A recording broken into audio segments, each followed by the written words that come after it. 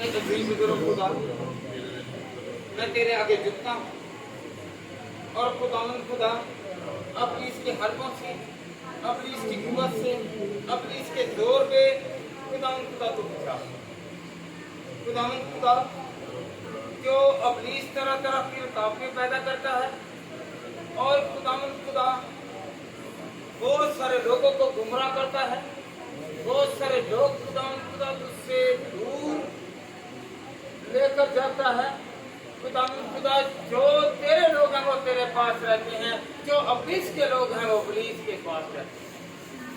आप खुदावंद खुदा बड़ी मदद, बड़ी रहनुमाई, बड़ी कुव्वत और बड़ा जोर और बड़ा मस्सा देना।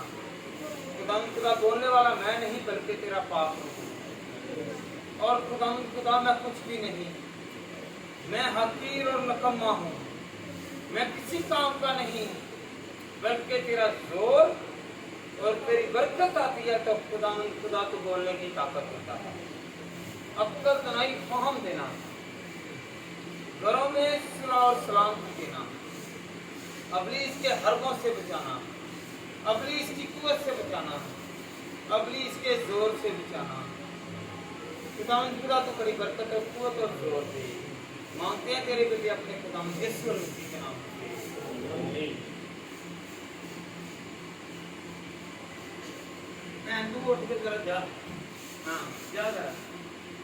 ठीक है मम्मी आते। नहीं कह नहीं बस दिन क्या ही कहना मैं। हाँ हालेलुया हालेलुया हालेलुया।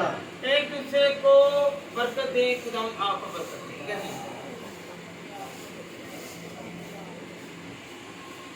बाइबल मुकद्दस में दो बहुत बड़ी अशखास हैं, बहुत बड़ी हस्तियां हैं जिन पर आजमाइश आई। जिन पर क्या आई? आजमाइश आई।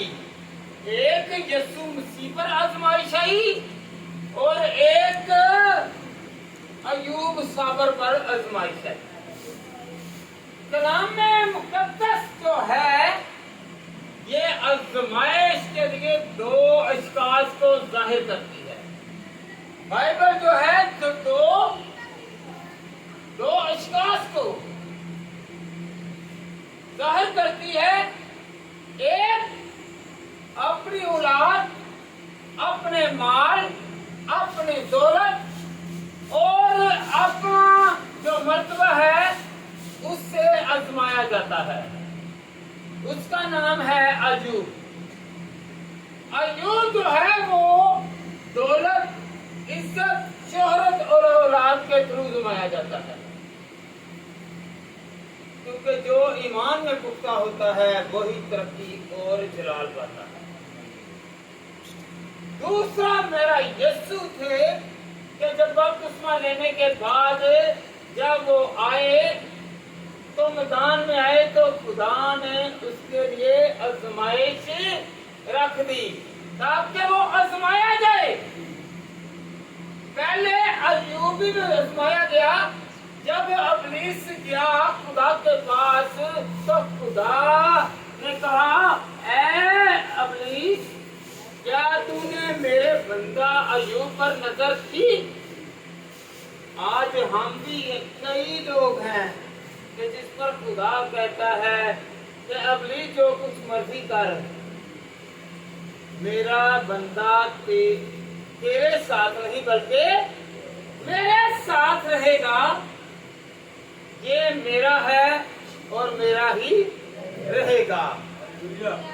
अय्यूब की बीवी ने क्या कहा?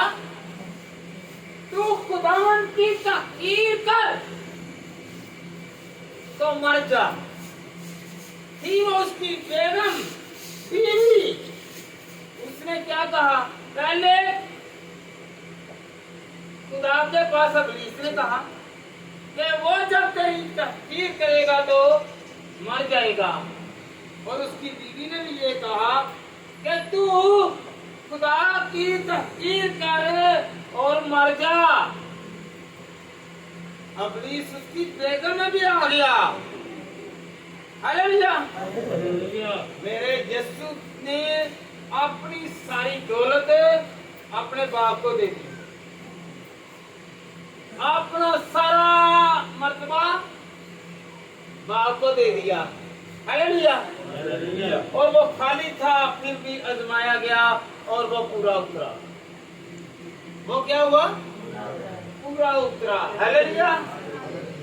आज हमारे घरों में, हमारे अंदर, हमारे खानदानों में भी बहुत सारे, अगर बेगम है तो खामद कहेगा, अगर खामद खुदा में है तो बेगम कहेगी, या बच्चे कहेंगे तू ऐसा कर, तू मर जा।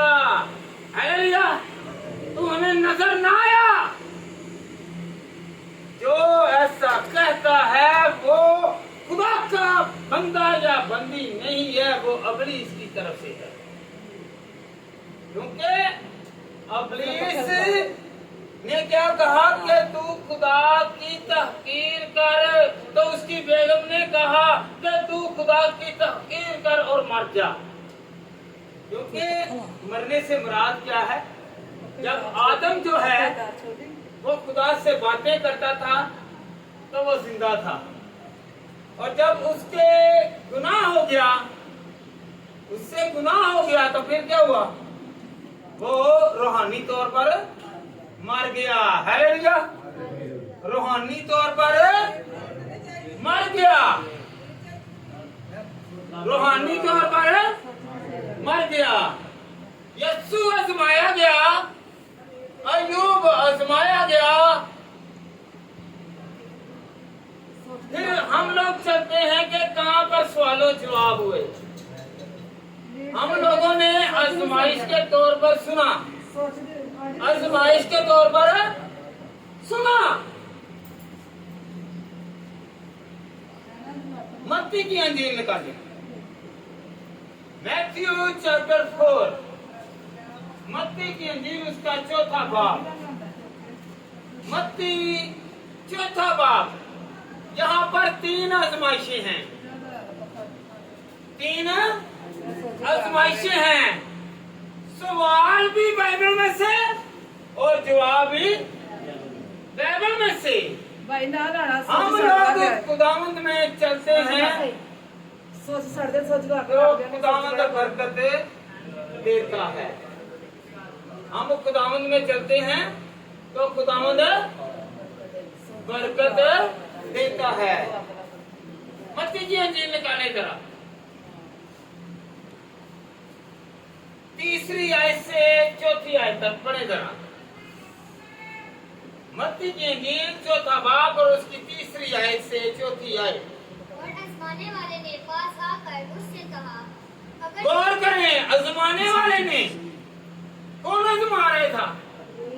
अबलीस। आजमाने में वाले ने पास आकर आजमाया। ठीक बेटा पढ़े। अगर तू खुदा का बेटा अगर तू क्या है? खुदा का बेटा है जी, तो फरमा कि ये पत्थर रोटियां बन जाए। ये पत्थर है। एक मिनट यहाँ पे बैठिए बेटा। आजमा रहा है, अबलीस आजमा रहा है, और क्या कह रहा है? अगर तू खुदा का बेटा है तो इन पत्थरों से कह तो ये रोटियां बन जाएं। ये क्या बन जाएं? रोटियां बन जाएं। आगे जवाब कहां से आता है? यीशु की तरफ से जवाब आता है, और क्या कहता है? बल्कि ये सुना तो है, मगर कहां पर लिखा हुआ है? आज हमने ये सीखना है।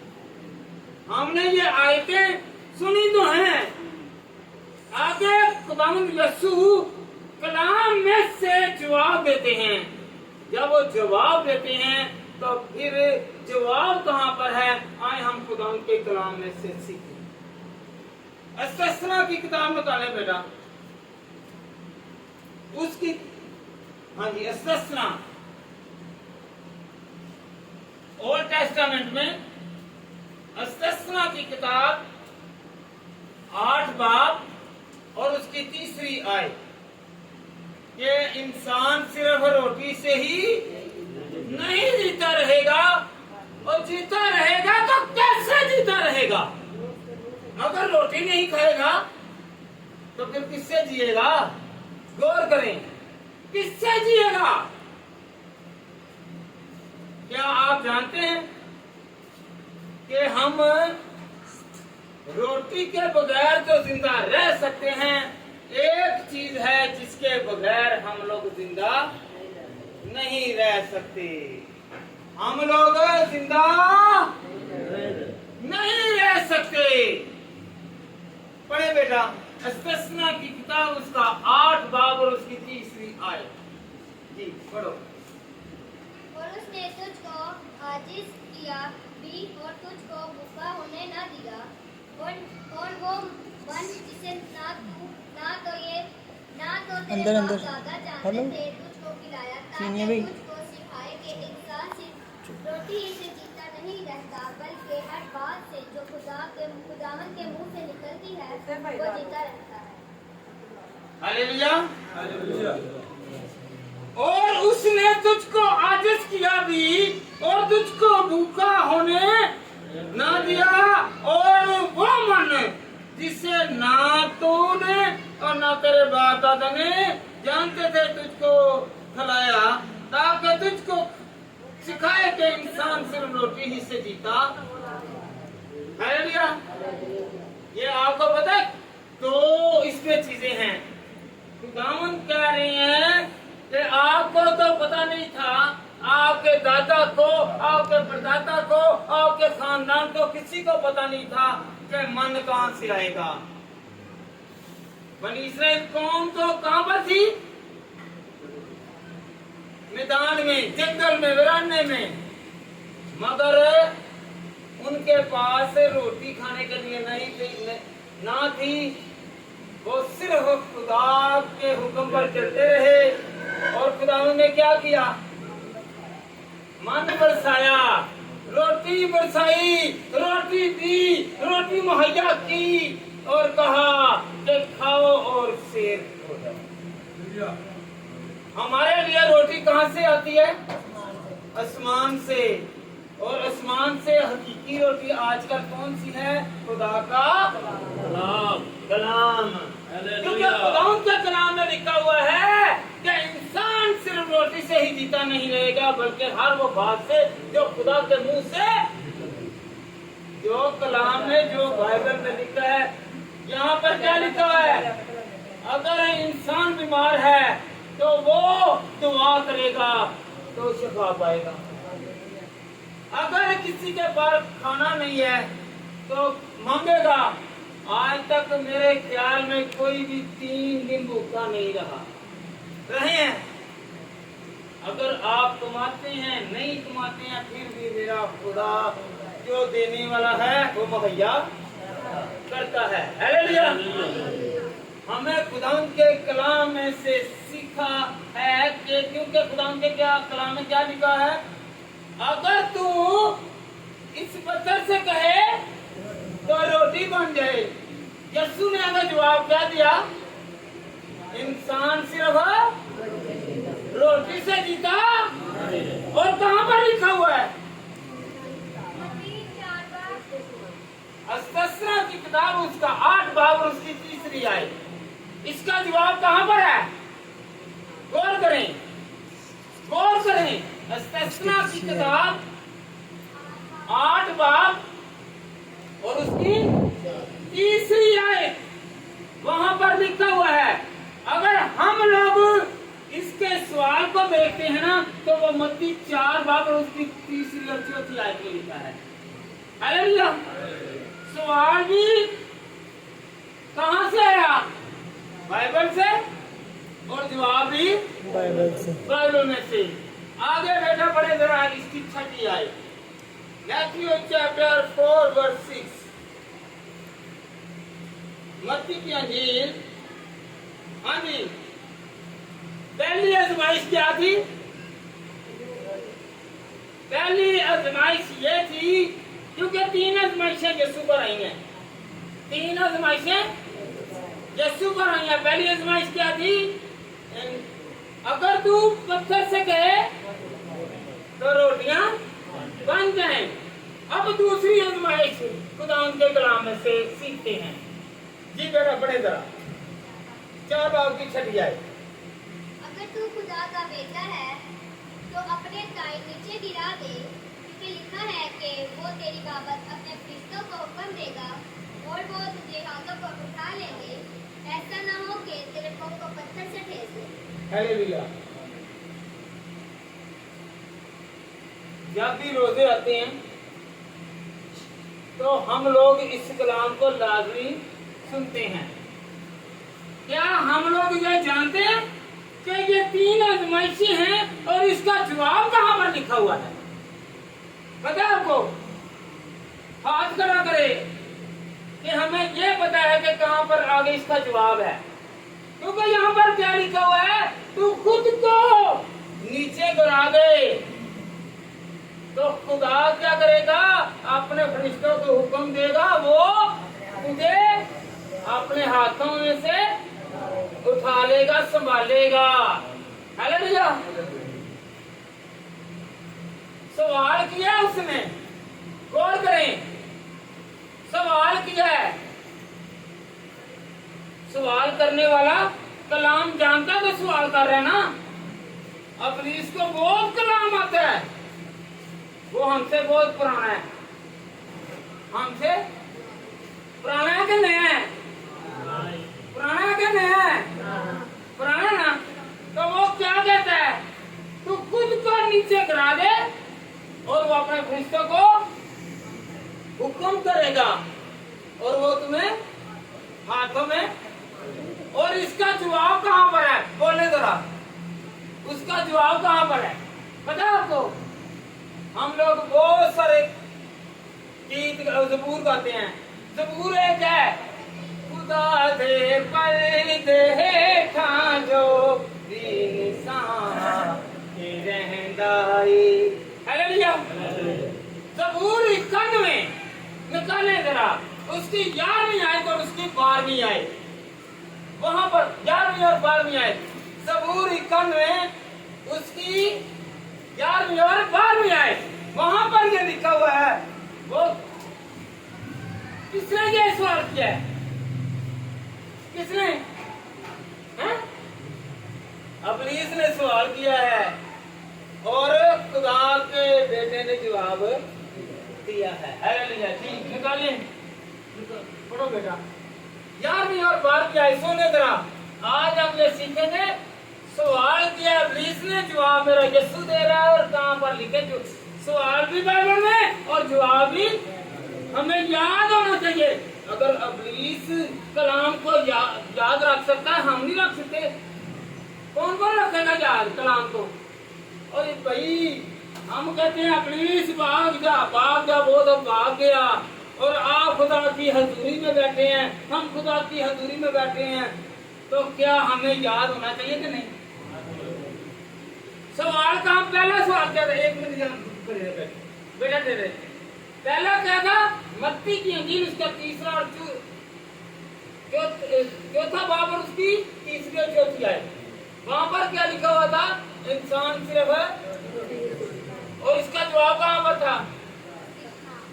8 बाब और उसकी 3री आयत। और ये जो मत्ती की इंजील उसका 4था बाब और उसकी 6ठी आयत, यहाँ पर क्या लिखा हुआ है कि तू खुद को नीचे गिरा दे और वो अपने फरिश्तों को हुक्म करेगा और वो तुझे अपने हाथों पर उठा लेगा। और आगे जवाब क्या लिखा हुआ? कहाँ पर लिखा हुआ है?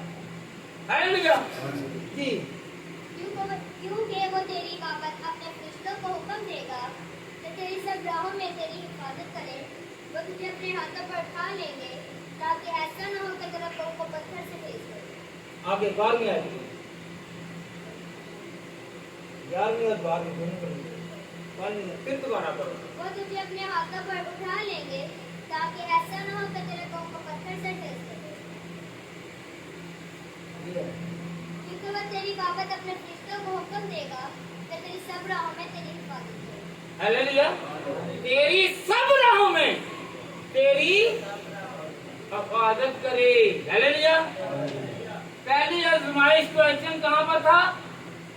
पहला था इस्तिस्ना की किताब, उसका 8 बाब, उसकी 30वीं आयत। दूसरा जो जवाब है, जो आजमाइश थी, उसका जवाब कहां पर आया है? ज़बूरों की किताब, उसका 91 ज़बूर और उसकी 12वीं और 11वीं और 12वीं आयत। हालेलुया। अगर आपसे कोई पूछे तो आपको भी जवाब आना चाहिए। कौन कौन चाहता है कि मुझे आना चाहिए?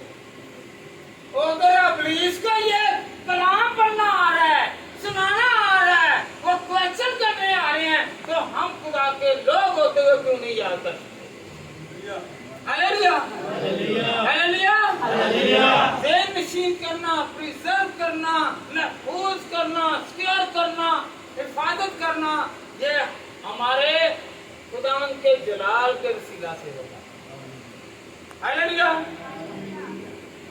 जी बेटा, तीसरी आजमाइश कौन सी आजमाइश? कहे तीसरी आजमाइश। पहली आजमाइश याद है किसी को? हाँ जी बोले जरा। पहली आजमाइश मत्ती के अंदर उसका चौथा बाब और उसकी तीसरी और चौथी आयत। इंसान सिर्फ रोटी से, मैं रिपीट इसलिए कर रहा हूं तो आपके से नशीन होते। और इसका जवाब कहां पर है? इस्तिस्ना की किताब, बोले जरा। 8 बाब 3री आयत। एक आवाज होकर 8 बाब 3री आयत। Hallelujah, hallelujah. हमें ये याद नहीं हो रही। जो पुराने अहदनामा में चलते थे ना, उनको 5 किताबें याद होती थी। कितनी किताबें? 5। हम 5 अल्फाज याद नहीं कर रहे।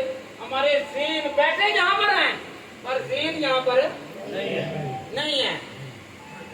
जब आपके अंदर कलाम होगा तो आपकी बरकतें रुके नहीं, बल्कि बरकतें जारी होगी, क्योंकि यह कलाम खुदा का है। और कलाम यहाँ पर होगा ना तो फिर हालेलुया। एक मिसाल है, सनील ने मुझे सुनाई थी। एक बंदा था तो वो बादशाह के पास गया।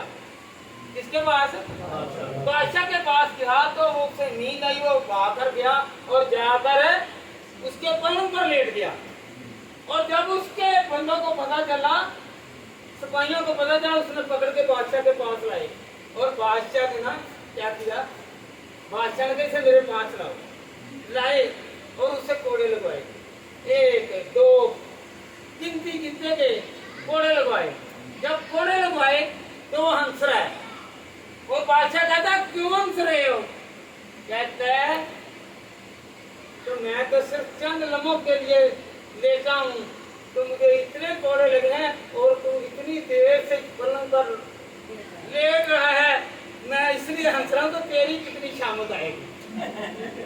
Hallelujah, hallelujah. हम लोग याद रखें, हम दूसरों की छोटी सी गलती बड़ी समझते हैं और अपनी बड़ी गलती छोटी समझते हैं। Hallelujah, hallelujah. आगे पढ़ेंगे हम खुदावंद के कलाम में से मत्ती की अंजील उसका 4था बाब और उसकी नामी आए। तीसरी आजमाइश कितनी? तीसरी। कहें तीसरी आजमाइश। आज तीनों याद होनी चाहिए, होंगी, क्योंकि यहाँ पर आने का मतलब यही है कि हम सीखें कि खुदावंद के कलाम में ये लिखा और वहाँ पर लिखा है। हालेलुया। एलिया के पादरी आया और एक आयत पढ़ी और उसका तशरीह दी। भाई इसका मफहूम बयान करें, उसका मतलब बयान करें। आज मैंने एक टिकटॉक पर देखा है, और जो गिरा रहे हैं ना, वो ऐसा स्प्रे डाल रहे हैं तो वो इंसान ही गिरी जा रहे हैं। और वो मैंने चिड़िया वगैरह को ये सब को भेजा है कि वो ऐसा कर रहे हैं। अगर खुदा गिराने वालों में से नहीं है बल्कि उठाने वालों में। Hallelujah, hallelujah. जुम्बश होती है पर इंसान को गिरने नहीं देता बल्कि उससे संभालता। हालेलुया। आजकल बहुत सारे हैं, बहुत सारे हैं जो दुआएं करते हैं और गिरा देते हैं। मुंह में ताकत नहीं है। यहाँ तो उनके रिश्तेदार रिलेटिव या उनको बुलाने के लिए ऐसे कर रहे हैं, तो यहाँ पर ऐसे है कि वो केमिकल को इस्तेमाल कर रहे हैं। खुदा किसी को नहीं गिरा रहा। Hallelujah, hallelujah, hallelujah, hallelujah. अगर कलाम हमारे अंदर है तो हम गिनेंगे नहीं, बल्कि खुदावंद के कलाम में लिखा हुआ है कि साधक 7 मरतबा गिरता है और खुदावंद उठाता है। 7 मरतबा से मुराद है कि वो 7 दिन, पीर, मंगल, बुध, जुमेरात, जुमा और हफ्ता, सब दिनों में उठाएगा, गिरेगा, अबलीस कराएगा, और मेरा यीशु, मेरा खुदा हमें उठाएगा और वो पूरे हफ्ते हमें गिरने नहीं देगा। Hallelujah, hallelujah. वो गिराने वालों में से नहीं बल्कि उठाने वालों में से। Hallelujah, hallelujah. जी बेटा पढ़ें, नाम ही आए। Matthew chapter 4 verse 9। और उसने कहा कि अगर तू चुप कर मुझे सजदा करे तो ये सब कुछ तुझे दे दूंगा। यीशु ने उससे कहा, ऐ शैतान दूर हो, क्योंकि लिखा है कि तू अपने खुदा को सजदा कर और सिर्फ उसी की इबादत कर। तब इब्लीस उसके पास से चला गया और देखो फरिश्ता आकर उसकी खिदमत कर रहा था। गौर करें। और उसने कहा, अगर तू झुककर मुझे सजदा करे तो ये सब कुछ तुझे दे दूंगा। 10वीं आयत, यीशु ने उससे कहा, ऐ शैतान दूर हो, क्योंकि लिखा है कि तू खुदावंद अपने खुदा को सजदा कर और सिर्फ उसी की इबादत कर। इब्लीस सवाल कर रहे हैं और यीशु जवाब दे रहे हैं। वो कलाम में से वर्गलाने के लिए कुछ लोग हैं कि वो वर्गलाते हैं, कलाम सिखाते हैं, पर हकीकी तशरीह नहीं करते हैं। तो क्या लिखा हुआ है, अगर तू मुझे सजदा करे तो ये सारा कुछ, सारा जहान तुझे दे दूं। मगर मेरे यीशु ने कहा कि खुदा के कलाम में लिखा हुआ है, और लिखा कहां पर है, ये सीखें। निकाले इस्तिस्ना की किताब 6 बाब और उसकी 13वीं आयत पढ़े जरा। इस्तिस्ना की किताब, इस्तिस्ना की किताब उसका 6 बाब और उसकी 13वीं आयत। जी पढ़े बेटा।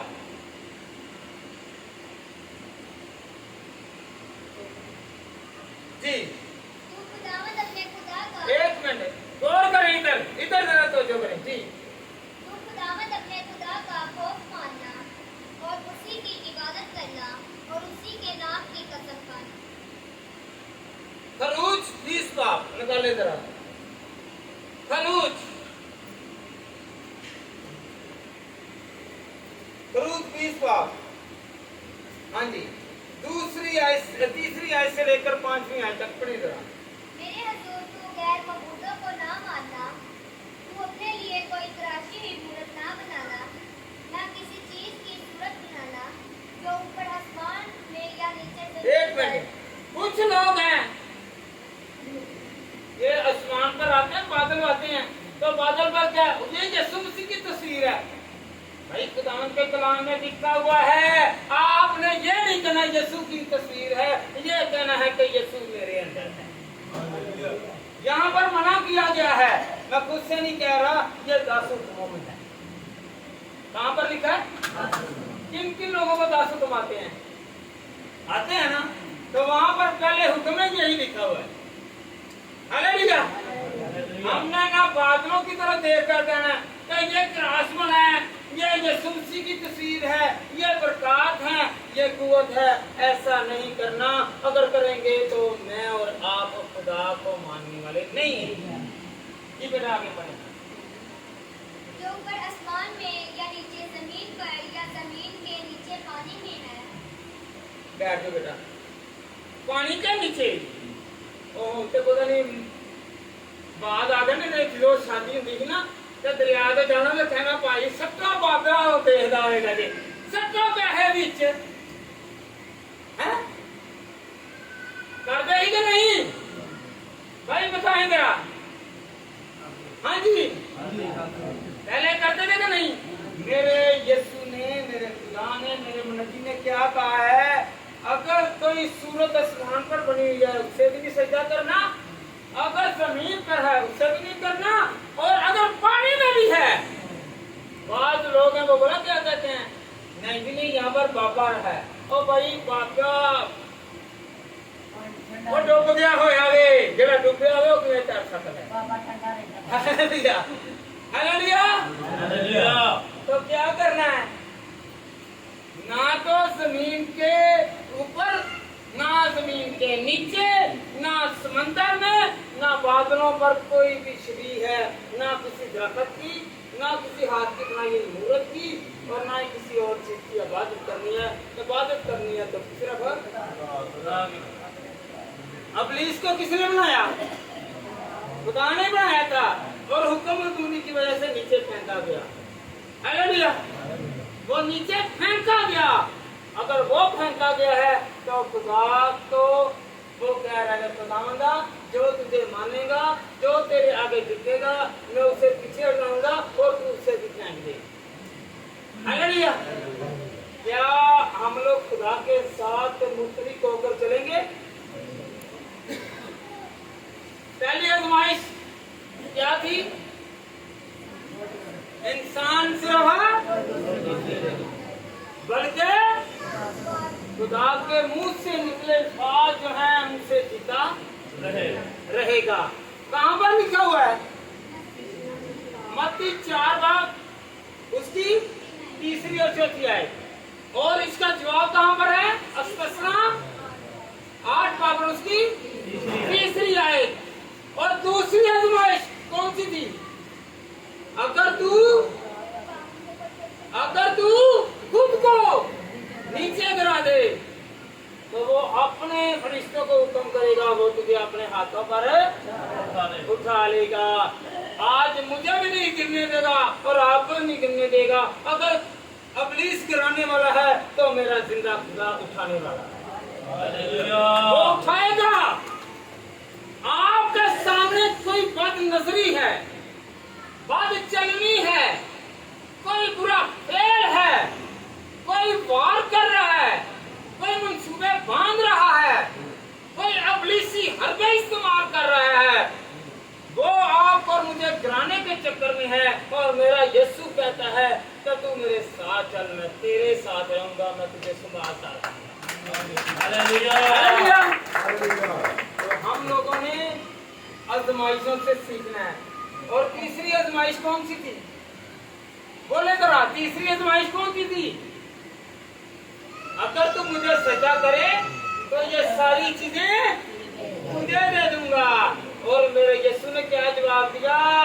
तो खुदावंद के कलाम में लिखा हुआ है तो तू फकत अपने जिंदा खुदा को सजदा कर, क्योंकि वो ही सजदे के लायक है।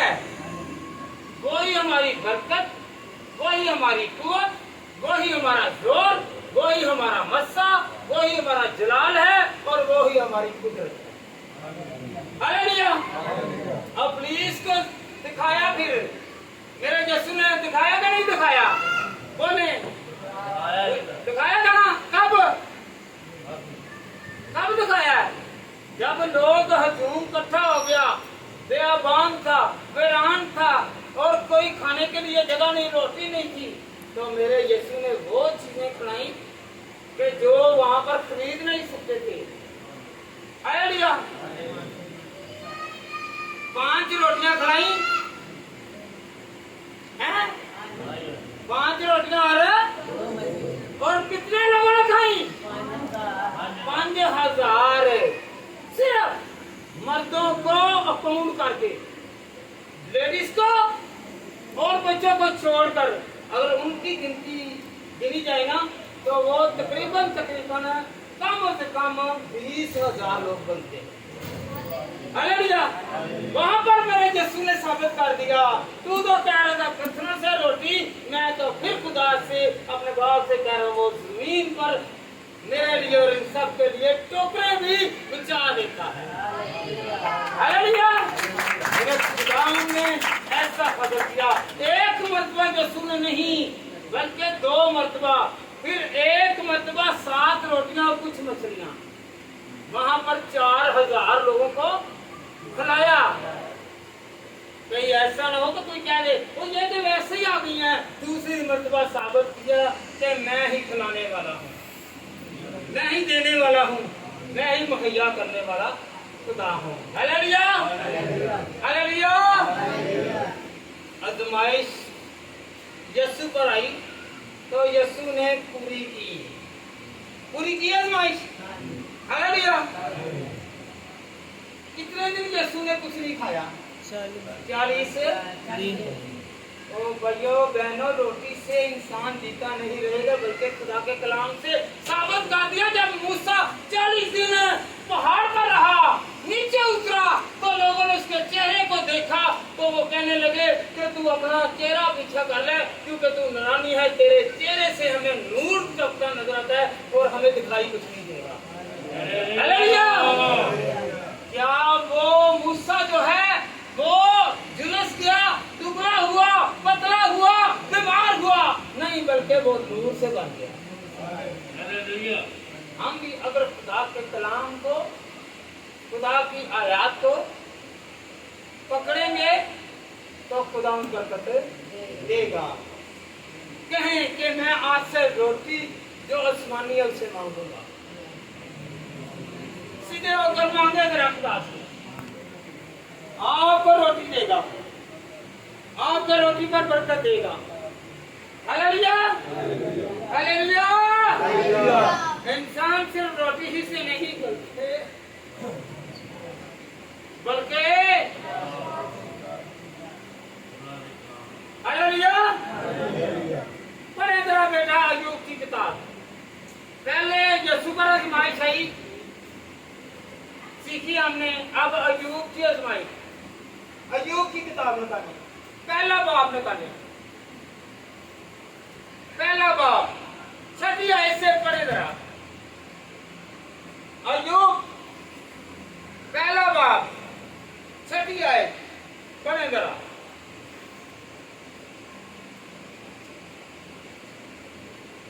और एक दिन खुदा के बेटे आए कि खुदावन के हुजूर हाजिर हो, और उनके दरमियान शैतान भी आया। ये न समझें यहाँ पर शैतान नहीं है, एक मिनट बेटे यहाँ पे, ये ना समझें कि यहाँ पर इब्लीस नहीं है। अगर वो खुदा के पास जा सकता है तो ये तो उसका घर है, वो यहाँ पर भी आ सकता है। हालेलुया, हालेलुया, हालेलुया जी। और खुदावन ने शैतान से पूछा कि तू कहाँ से आता है? तू कहाँ से कहें जरा, तू कहाँ से आता है? गौर करें कि खुदा एक बशर की गवाही दे रहा है। खुदा यीशु को भी आजमाता है, अय्यूब को भी आजमाता है। पढ़े जरा। शैतान ने खुदावन को जवाब दिया कि जमीन पर इधर उधर घूमता फिरता और उसमें सैर करता हुआ आया। खुदावन ने शैतान से कहा, क्या तूने मेरे बंदा अय्यूब के हाल पर भी कुछ गौर किया? हालेलुया। क्या मेरे बंदा अय्यूब पर निगाह की, नजर की जी? क्योंकि जमीन पर उसकी तरह कामिल जमीन पर कितने लोग होंगे, पर खुदावंद एक ही को देख रहा है। आज मुझे भी देख रहा है, आपको भी देख रहा है। आपकी हरकत, मेरी हरकत, आपके काम, मेरे काम, सब मेरा यीशु देख रहा है। वो देख रहा है और फिर वही उसकी होगी जो अच्छे काम करेगा। और यूब की तरह कहेगा, क्या तूने मेरे बंदा पर निगाह की? फिर उसके पीछे क्या लगा देंगे? इब्लीस की फौजी, चाहे घर में हो या बाहर से हो, इब्लीस पीछे चढ़ेगा कि नहीं? तो फिर इब्लीस पीछे आएगा, भाग भी जाएगा। हालेलुया। और आसपास आदमी जो खुदा से डरता और पति से दूर रहता हो कोई नहीं। शैतान ने खुदावन को जवाब दिया, क्या अय्यूब तू ही खुदा से डरता है? क्या तूने उसके और उसके घर के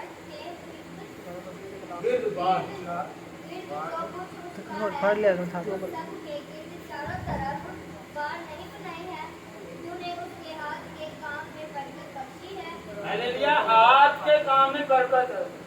जो कहते हैं ना मैं कमाता बहुत हूँ पर पूरी नहीं पड़ती।